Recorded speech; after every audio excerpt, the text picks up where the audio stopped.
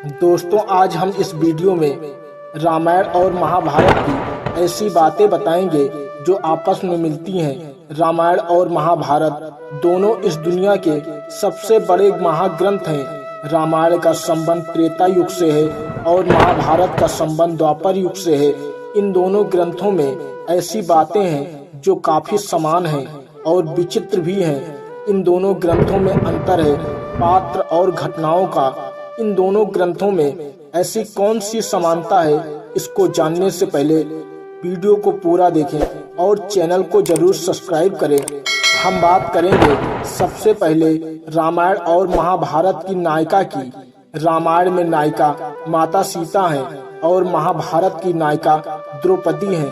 इन दोनों देवियों के बीच सबसे बड़ी समानता ये है कि दोनों को माता लक्ष्मी का अवतार माना जाता है और दोनों ही अयोनिजा हैं, यानी माता सीता और द्रौपदी माता के गर्भ से जन्म नहीं लिया है। माता सीता भूमि से प्रकट हुई थी और द्रौपदी अग्निकुंड से उत्पन्न हुई थी। रामायण और महाभारत में नायिका ही नहीं, नायक भी दिव्य पुरुष थे। भगवान श्री राम का जन्म यज्ञ के द्वारा जन्म हुआ था और महाभारत में पांडवों का जन्म देवताओं के वरदान के द्वारा हुआ था। महाभारत और रामायण की कथा के अनुसार भगवान श्री राम और पांडव दोनों ही अयोनिज थे। रामायण में भगवान श्री राम को 14 वर्ष का वनवास मिला था और महाभारत में पांडवों को 13 वर्ष का वनवास और 1 वर्ष का अज्ञातवास मिला था। भगवान श्री राम और पांडवों को 14 वर्षों तक वनवासियों की तरह वन में भटकना पड़ गया था। दोनों ग्रंथों में विवाह को लेकर भी एक बड़ी समानता है। रामायण में भगवान श्री राम को माता सीता से विवाह करने के लिए धनुष पर प्रत्यंचा चढ़ाना पड़ा था, लेकिन प्रत्यंचा चढ़ाते समय भगवान श्री राम से धनुष खंडित हो गया था। महाभारत में अर्जुन को द्रौपदी से विवाह करने के लिए धनुष बाण से मछली की आंख को भेदना था। भगवान श्री राम और पांडवों के विवाह में एक यह भी समानता है, दोनों ही विवाह के समय घर से बाहर थे।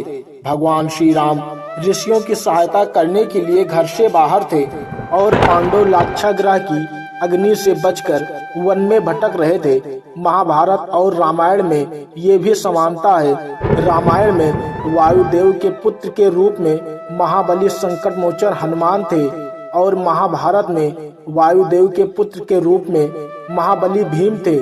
हनुमान और भीम दोनों ही गदा युद्ध में सर्वश्रेष्ठ योद्धा थे। महाभारत और रामायण में सबसे बड़ी समानता यह है, दोनों में ही नायिका के कारण युद्ध हुआ था। रामायण में रावण ने माता सीता का अपहरण करने पर भगवान श्री राम ने रावण समेत अनेकों राक्षसों का संहार किया था। महाभारत में द्रौपदी के अपमान का बदला लेने के लिए पांडवों और कौरवों के बीच महाभारत का युद्ध हुआ था। दोनों युद्ध का एक ही कारण था, अधर्म का विनाश और धर्म की स्थापना। रामायण में रावण के वध के बाद भगवान श्री राम का राज्याभिषेक हुआ तो धर्म का राज स्थापित हुआ, चारों ओर सुख शांति का माहौल हो गया। और महाभारत युद्ध के बाद जब युधिष्ठिर सम्राट बने तब धर्म की स्थापना हुई, सभी मनुष्यों को समान अधिकार प्राप्त हुआ। महाभारत और रामायण में यही वो बातें हैं जो आपस में मेल खाती हैं। ऐसे ही धार्मिक वीडियो को देखने के लिए चैनल को जरूर सब्सक्राइब करें।